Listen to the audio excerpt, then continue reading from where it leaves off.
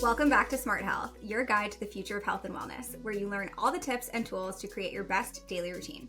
Today we're talking to Yola Robert, LA-based certified holistic nutritionist and integrative health coach specializing in non-toxic living, gut, hormone, and autoimmune health conditions. In today's episode, we're going to dive into gut health and healing, low-tox lifestyle tips, functional lab testing, family nutrition, and more.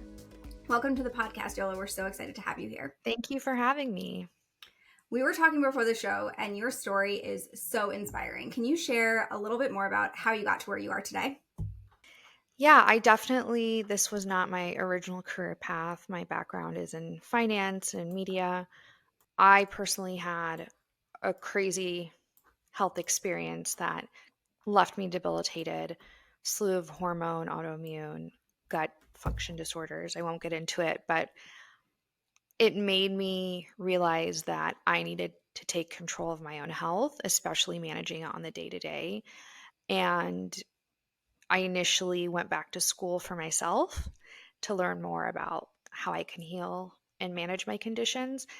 And it wasn't my intention to turn it into a career or to start a business, but it kind of happened naturally where other people started to coming to me with similar conditions. And they're like, can you help me? Can you help me? And that's how, we're here today. I have a nutrition business and I have a coaching business. But I would say one of the biggest lessons I learned from having lupus and RA and PCOS and SIBO, dysbiosis, all the things that typically come in the autoimmune bucket together is you don't always have to live in pain and discomfort. Obviously, there are times when you're more flared up, but you can find ways to manage your health on the day-to-day that can, maybe it doesn't completely remove all of your symptoms, but you can live in such a way that your symptoms are extremely minimized. Not to say that, again, you'll be completely perfect or healed, but that is my goal when I'm working with clients, especially who have more serious conditions, is helping them find ways to live their life in the least discomfort, I should say, because a lot of these things are extremely uncomfortable, debilitating, and they completely stop you in your tracks when you do get diagnosed or it does happen, and your life completely has to change.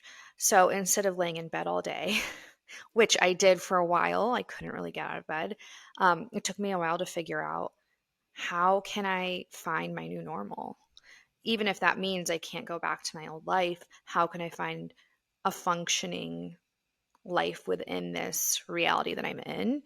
And I think a lot of people, when they do get these or end up getting sick, no matter what the condition is, you kind of think to yourself, oh, I'm going to wake up one day, I'm going to feel better, and I'm going to go back to doing all the things I used to do. And that's not always the reality. And you just have to learn to work with the body you have right now and find ways to optimize it within your limitations. And so that's, long story short, how I got into what I'm doing today. And I've been very thankful because I've expanded beyond, obviously, autoimmune conditions and hormone and gut health. I work with a lot of families. I work with a lot of people who are just interested in longevity and optimization, and people who want to live a lower tox lifestyle.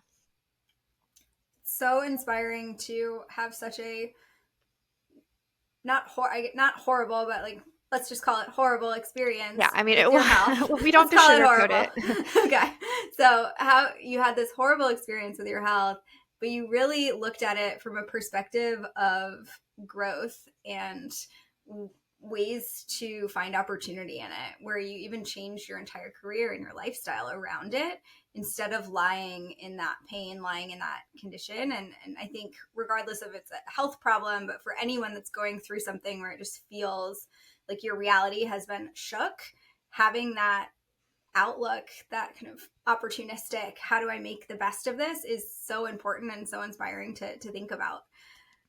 On the topic of holistic nutrition, integrative health coach. You obviously mentioned a lot of conditions that you work with. For anyone in the audience who doesn't know what a holistic nutritionist or an integrative health coach does, can you share a Yeah. little bit more about the work you do and how you do it? Yeah, totally. And I would also, I guess, I also consider more of like a functional nutritionist too, because I do run functional tests, but Mm-hmm. with more functional, holistic, integrative, those umbrella of terms, you're looking at non-pharmaceutical ways to work with the body through nutrition, sleep, supplementation, movement, stress reduction. And for me personally, how I practice is I look at the body as a whole unit. I don't separate each function. I don't separate your different hormones, your different organs, your gut from your thyroid, from your cortisol and DHEA. I look at everything and as one unit, and I try to figure out where is the metabolic chaos happening, or where are, if you think about it like a string, where are like the missing links that need to be sewn back up together. Um, and so how I do that is through functional testing. So everything from food sensitivity to hair mineral tissue analysis to really comprehensive microbiome stool testing and hormone testing, organic acids testing, mold, myotoxin, I mean, you name it. And I think it's great that these tools are now available for the general public to utilize. They weren't so much like 5 or 10 years ago. And it really allows practitioners to give a bio individualized approach and protocol to the individual. Because I think we're getting past the days of you're giving the same pill and plan and supplement and this to like this to everyone, right? Of course, there are general principles that everyone can benefit from. But as you know, with Routine, you guys are super bio individualized. And I think that's where the future of health and medicine is going. Um, and I'm not against Western medicine at all. I utilize both myself, and I think there's a time and a place for everything. Some conditions, if they're not that severe, or you're starting to notice trends, or if you're pre-diabetic, or even if you have some hormonal issues or gut things, you can, again, if they're not severe or advanced, you can course correct it before you need to get to the point where you would need pharmaceuticals or stronger interventions. And I do think it's becoming more, I wish it was more popular, but I'm seeing more and more doctors work with people like me, or having them within their practice, to help them, work with the patients on, again, their day-to-day living. You can take a pill, you can do an injection, a shot, whatever, but if you don't change the other aspects of your life, it's not going to work that well. It's just going to put a band-aid on everything. It sounds like you really take this more root cause approach where you're understanding baseline and then working within what's going on in that person's body and in that person's life to create a plan that actually really works for them. Did I get that right? Yeah, absolutely. And again, root cause approach, and not and finding the right protocol for each person, because not everyone needs to be on supplements. Ideally, you should be getting all your nutrients, macronutrients, micronutrients, minerals from food, but in today's world that rarely happens. So I try to encourage to try to get everything from nutrition, but depending on like your genes or gene variations or deletions, depending on, again, what conditions you're working with where you may need more support, depending on, do you have access to those foods, even do you have time, all those things come into consideration. So it is definitely a 360 root cause approach. And how do you think the integrative approach or the Eastern medicine approach mixes with the Western medicine approach? Like I mentioned, I think it's important to do both. If you're not, like, for instance, if you have cancer, right? Chemotherapy or radiation might be necessary to save your life. But if you're not also reducing your stress, eating a specific diet, I mean, I'm just talking generally, there's a lot of different cancers that specific protocols are put in place for. But eating a specific diet to, hopefully not, that supports the process of eradicating the cancer and also works in line with getting those treatments, reducing your stress, sleeping well, supporting detoxification. All of these things, if you're not doing all those things on top of your traditional like chemo radiation, your prognosis might not be as good, or you might be in more pain and discomfort in the long run. That's just like one more stark example. Um, I think with a lot of autoimmune conditions, for instance, you you do immunotherapy and sometimes chemotherapy and other types of drugs in combination with all the integrative stuff too. So it depends on the person. And I think you have to have like a support team and a lot of different experts in your court to help you make those decisions on when to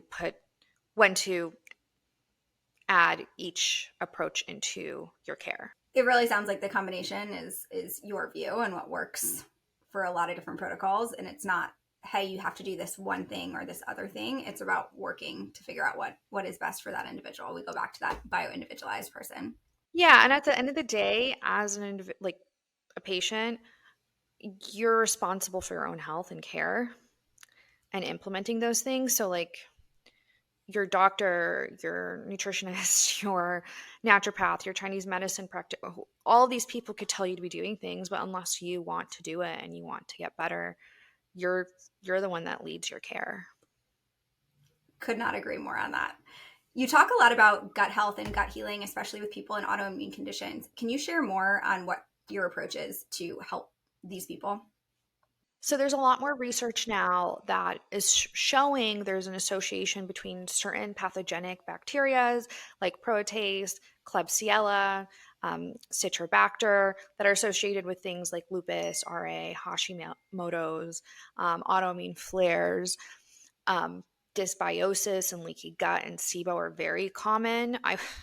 I would say 90% of people with autoimmune conditions have some kind of gut dysfunction, if not more. That's just what the research is showing. So the gut has a lot to do. As we know, there's over 100 trillion microbial cells, and they influence immune function and metabolism and nutrition and physiology, all these things. If you have leaky gut, which means that your mucosal lining and your literally is separated a little bit. They need to be tight.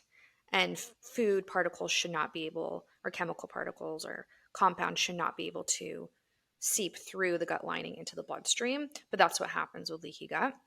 Or the microvilli or the brush border are non-existent, or your SIG-A, one of the immune proteins that kind of lines the entire gut lining, is just extremely low. And so that opens you up for more inflammatory conditions and inflammation. And if you do get an infection or a virus, sometimes it destroys the gut lining, and it causes leaky gut, and it causes dysbiosis and all these other things. And and it seems like, there's a higher amount of individuals that are getting autoimmune disorders, more environmental than genetic.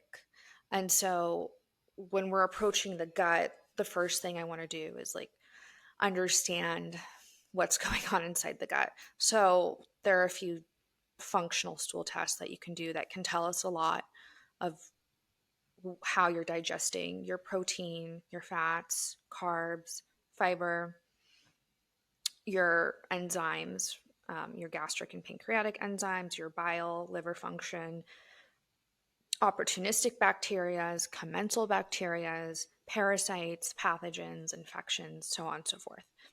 So once we understand what's going on, we can figure out how can we eradicate what needs to get eradicated. So it's like reduce anything that might be causing inflammation or trigger. So that also could look like a food sensitivity or a food allergy. So I run those as well. Remove or eradicate anything like a strong infection, virus, opportunistic bacteria. Sometimes you do need to get on an antibiotic if it's more serious, and then we would have to refeed and re-inoculate the gut. And then you want to focus on restoring the gut, and then you can start to repair, so repairing and restoring, and then you can start to reintroduce things specifically when it comes to food.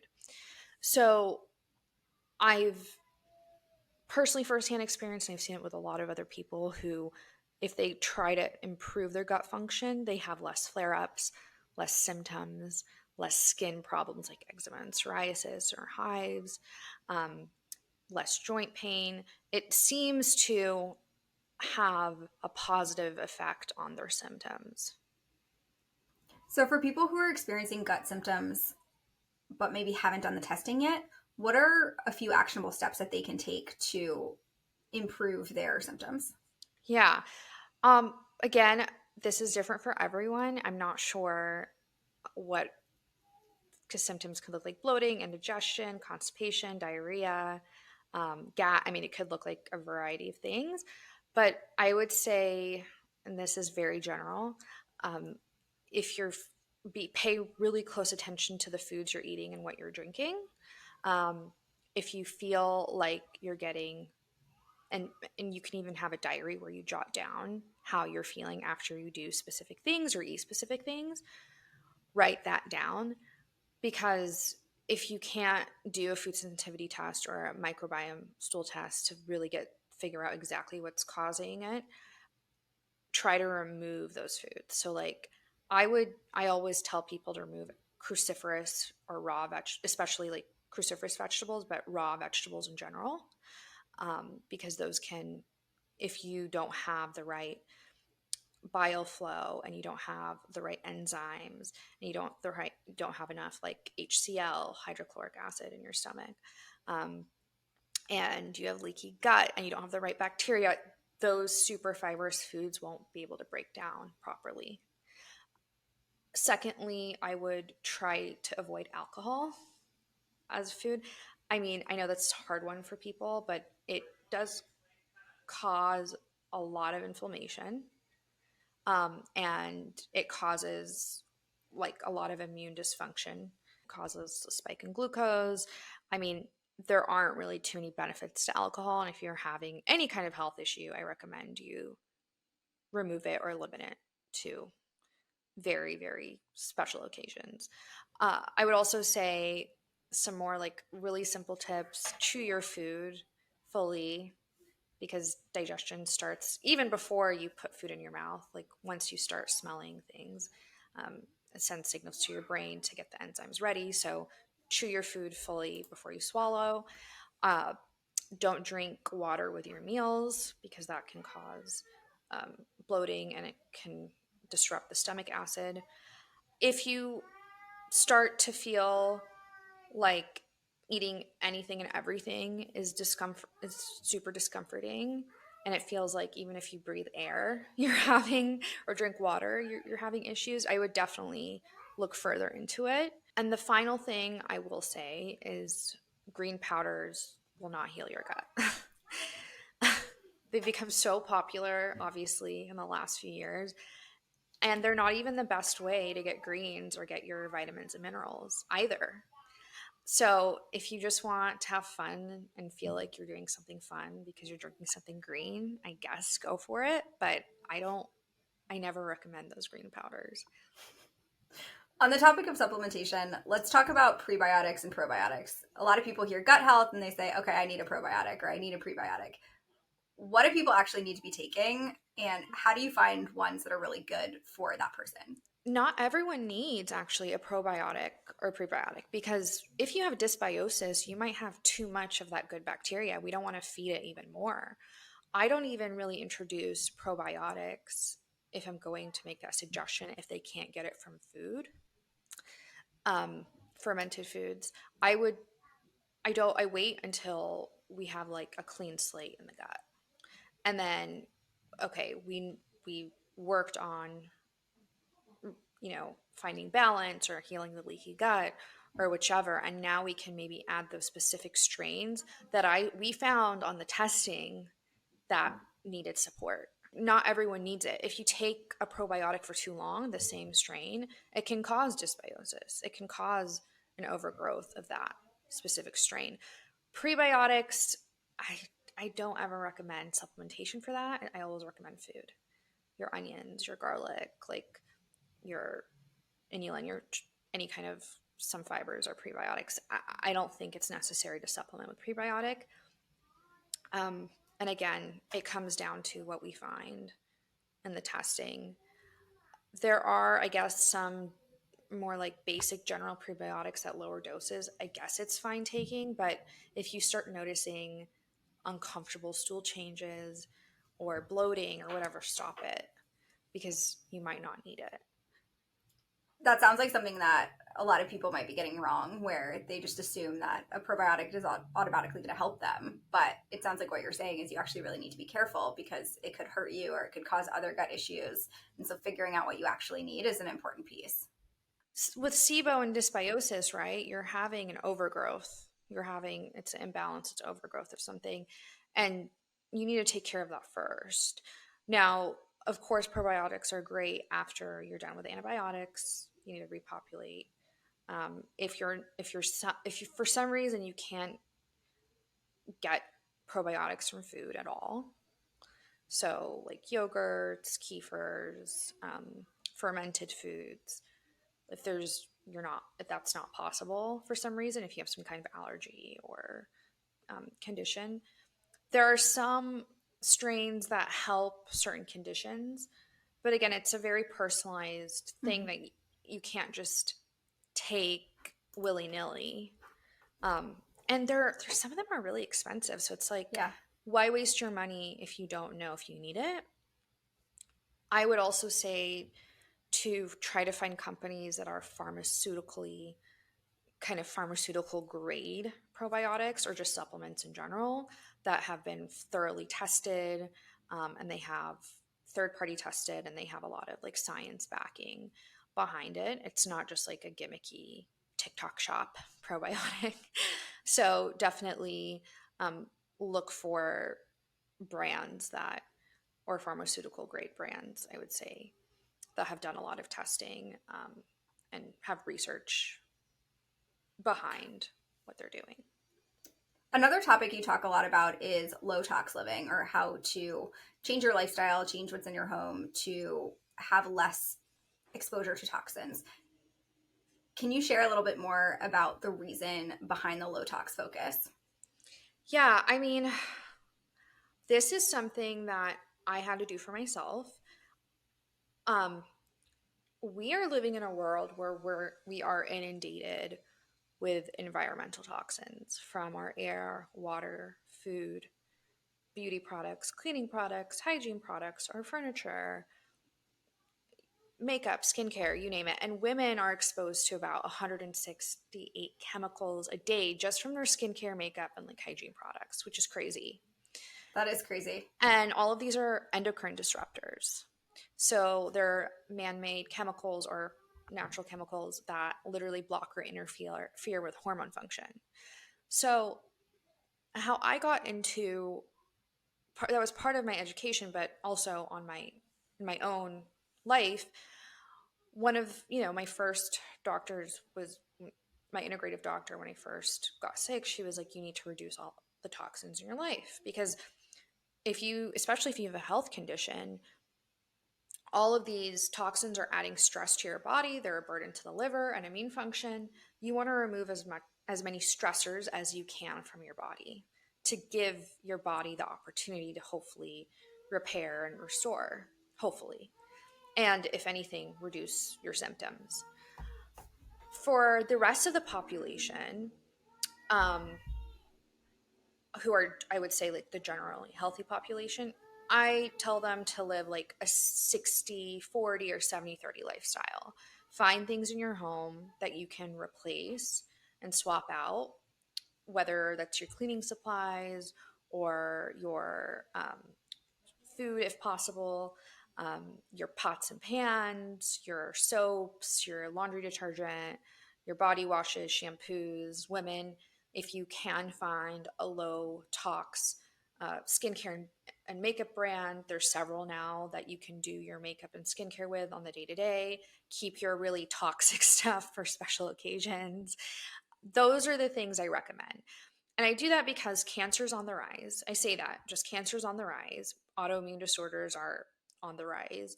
More and more, like 44% of children under the age of 18 have metabolic syndrome. I mean, the stats are not great. So you're not going to be able to avoid toxins everywhere, right? You can't control things out of your house. And by no means am I telling people to be a control freak and try and go crazy and stress themselves out trying to live a low tox life. But it's just good to be aware. I mean, the other thing that people forget or don't realize that fragrance now is in everything. And there are over 3,000 chemicals that can be listed on packaging and the label as fragrance. Fragrance is like are one of the most, are, you know, one of the worst endocrine disruptors. And if you go to a fertility clinic, they don't allow fragrance in there. And so that's another thing. If you're working on your fertility, it's really, really important for both the male and the female to reduce the toxic load or just get rid of toxins, because it can have an effect on egg quality and sperm quality as well. What are some other surprising things that people have in their homes that are really highly toxic? With the cleaning stuff, like, okay, here's the crazy thing with like laundry detergent, there are so many chemicals I don't even have to list, but like all the ammonia and the dioxides and all those things, it can be, those are also neurotoxins. In food, a lot of things have red dyes, brominated vegetable oil, propylparabens, potassium bromate, BHT, which is also sometimes in makeup. And it's interesting because until you start looking at labels, you don't know. I think you trust that whatever you're buying at the store is good for you. And there's been a lot of greenwashing, and a lot of companies are using marketing to trick people. So they'll say natural, gluten-free. Just because it's gluten-free or dairy-free actually doesn't mean it's good for you. Sometimes they have to add more fillers and chemicals to give it flavor, or added sugar or high fructose corn sugar.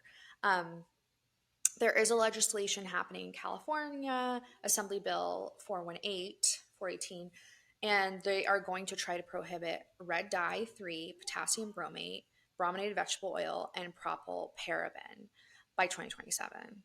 So that's great. I mean, that's just one state though. I think the other unfortunate thing is that a lot of these chemicals and these additives and dyes are now being linked to more behavioral disorders for children.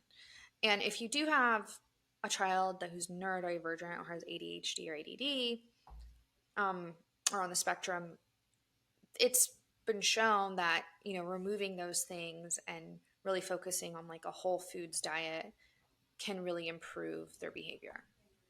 Yeah, you've mentioned that a lot of families do come see you, and you mentioned the stat around the metabolic syndrome in kids. What are some of the common things that you're working with families on? Yeah. Again, that was a surprise to me. When I started working, I didn't expect to get so many families. I think there's a lot of confusion going on, like what to do, especially with social media. I think most of when families come to me, the parents are really busy. They don't have time they're like, okay, tell me what to do, right? Or I work with their chefs or their nannies or train whoever needs to be trained. Additionally, some families do have children who, again, are on the spectrum or have ADD or ADHD. And it's really important to implement nutrition, lifestyle, sleep, and sometimes supplementation, uh, because I also do genetic testing. So what I'm finding more common is that most people who are neurodivergent or on the spectrum, they do have a variation or in the methylation pathways or deletions in the detoxification pathways. So they're not able to synthesize things like dopamine, serotonin, GABA very well. So sometimes you do need to help them. And additionally, if you do, just in general, which 40 to 60% of the population does have a variation in one of the methylation genes or the MTHR gene, you need to be taking methylcobalamin and methylfolate for your body to actually properly synthesize it. So understanding exactly how their body is functioning from a cellular level is really important, and then tailoring a plan to them. But the biggest thing I see is kids are addicted to sugar. And what I try to work with is helping families get off of sugar, white sugar, refined sugar. What are some of the steps that you use to help families get their kids off sugar? So, number one, educating them on like labels, right? If they don't have time, if they want to buy still packaged goods. And then helping them, I'm like, okay, what are your favorite foods? What are the things you have to eat and they don't want to get off of? And giving them alternative recipes, right? So I'm not saying you have to get rid of donuts or cookies or cupcakes or cereal even, but there are better ways to eat it.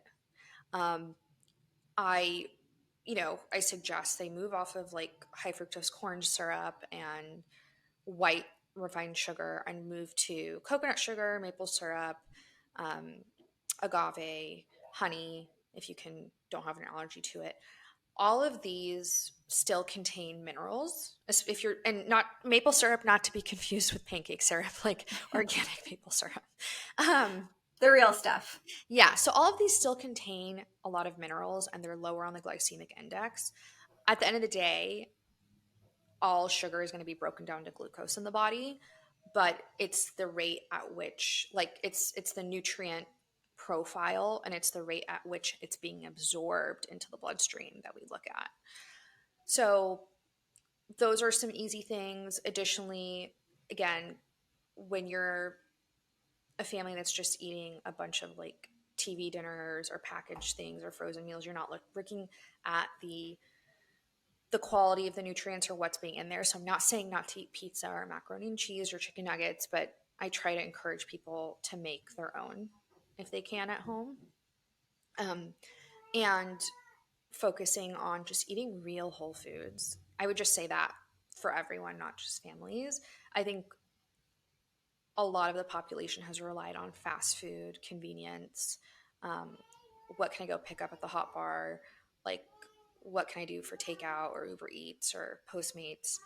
And people have really gone so far away from eating real whole foods. Even if it's not organic, I know it's not attainable for some people, even though I've been seeing at Whole Foods, they're putting the organic stuff on sale with if you have a Prime membership.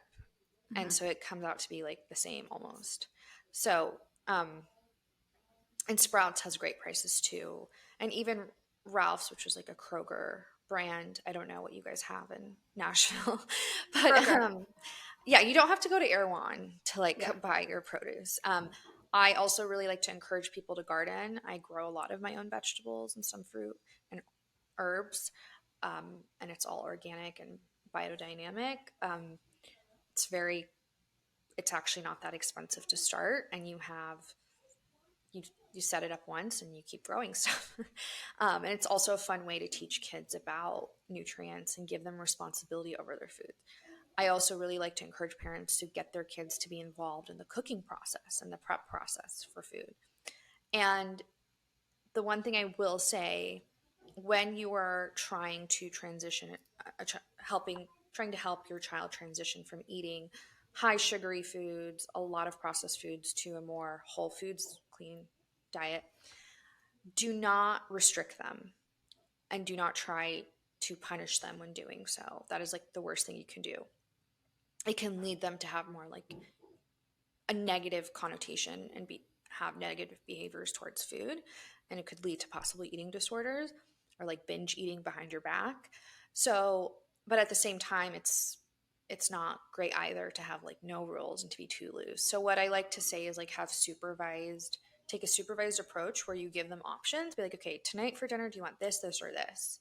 and they get to choose, and have them be involved as an activity so they have like feel like they have more responsibility, and just tell them why it's better to be eating these foods, right? If they have a favorite sport that they play or instrument, or they even video games, be like, it'll help you concentrate better on your game or play better at sports or get better grades. And it's true. um, so those are some things when it comes to families I try to really focus on. And of course there are some families that are, you know, gluten free, or someone in the family is gluten free and dairy free, someone isn't. So how can I help, you know, especially if it's the mom cooking? She's like, I don't have a lot of time to cook like 3 different meals. You know, can you help me like figure out a plan for the family that can, I can just cook once, right?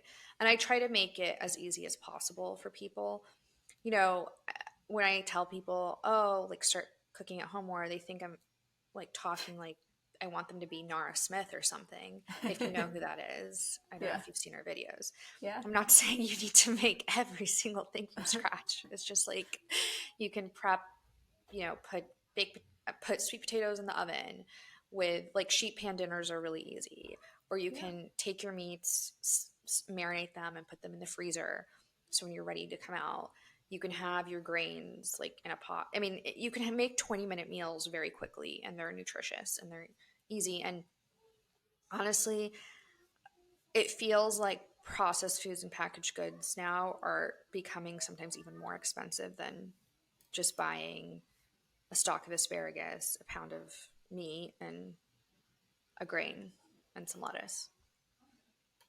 I feel like we need another whole podcast on all of these 20-minute meals that are nutritious that you could make really easily and fast. I have a few ebooks, and I do have a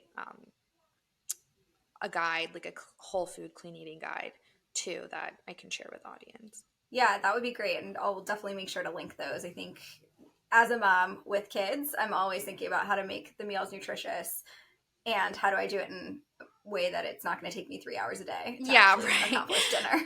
I also like to say to add like hidden veggies and fruits. So like in ice creams, desserts, like brownies, cakes, donuts, bagels, pasta sauces, dressings, to make it more nutritious. That's such a key piece of it. One other question I'd love to ask before we wrap up here is, do you see any trends across social, on TikTok or on Instagram, in the health and wellness space, and you're just like, I can't believe people are saying this? Okay, so again, I talked about the green powders. Like, I see a lot of people be like, I have gut health issues, or I'm bloated, I'm taking. No, that's not the solution. There's a big difference between maintaining gut health and healing your gut. Those are two different things. And if you are trying to actually get fiber and micronutrients and minerals from vegetables, just eat them whole. That's my advice.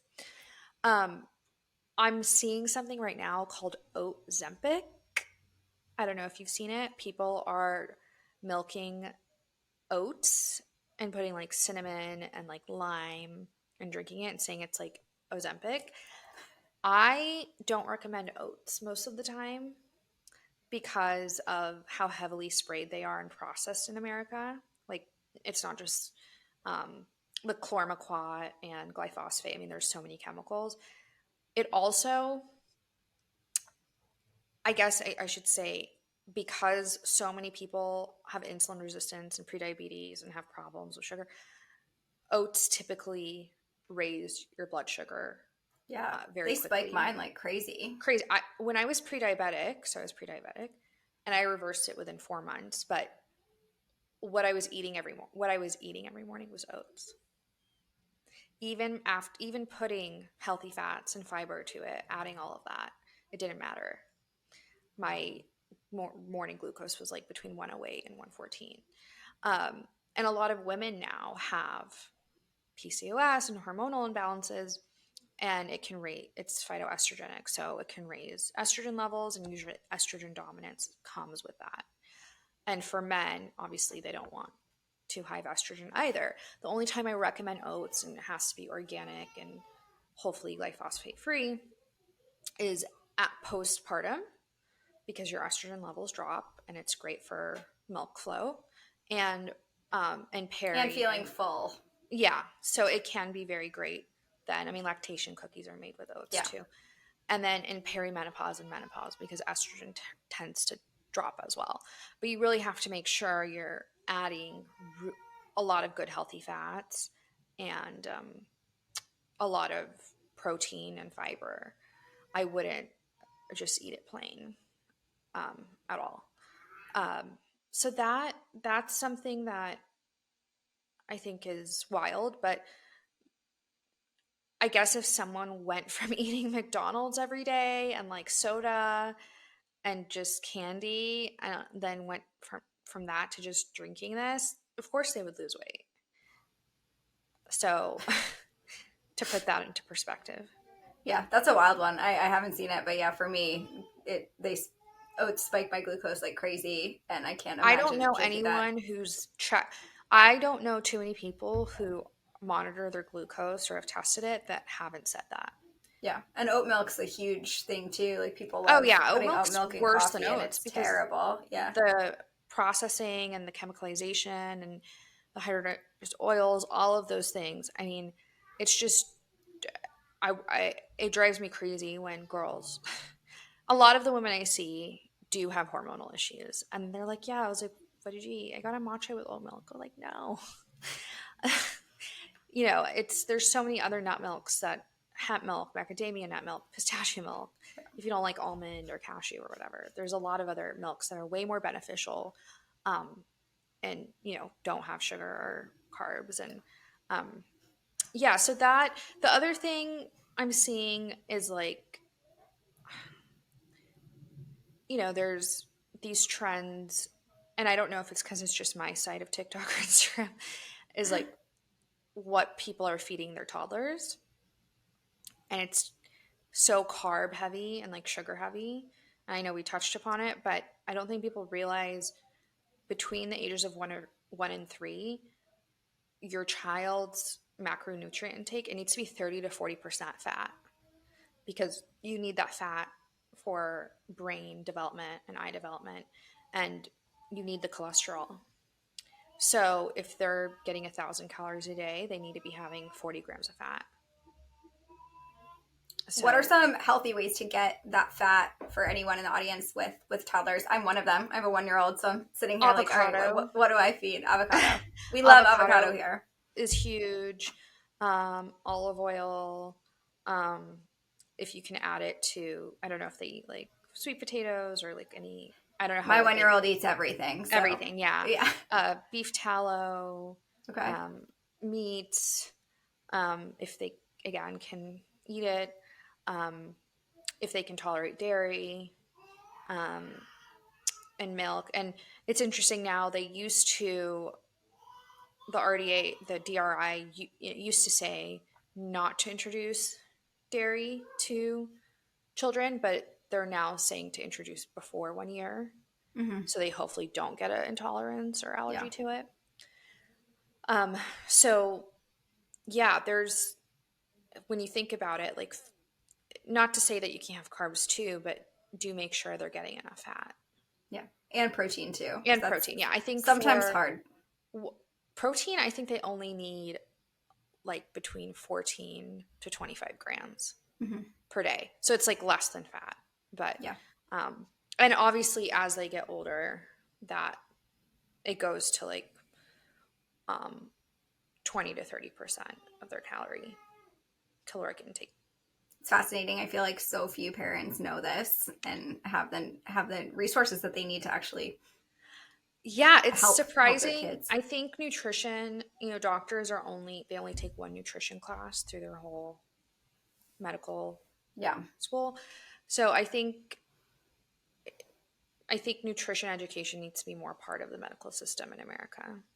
100%. That makes sense. Yeah. Well, Yola, it has been such a pleasure to have this conversation. Last question is just, where can people find more about you? And if they want to work with you, what are some steps they can take to find you and apply to work with you? Thank you. You can find me at Well with Yola or wellwithyola.com. My personal Instagram is Yola Robert, if you want to follow that as well. And on my website, I have a few slots open every week where I do free consultations to just get to know you better and see if we're a good fit to work together. You can also email me, yola@wellwithyola.com. I do 3 and 6 month programs primarily. Sometimes I'll do one offs if it makes sense, but I like to make sure, again, because I do take a root cause approach. It's I'm holding your hand and like coaching you through that whole time. And I hope that I can be part of your care team overall, or just help you and give you tips if you need. I love it. Well, thank you so much. And thank you to all for listening to another episode of Smart Health.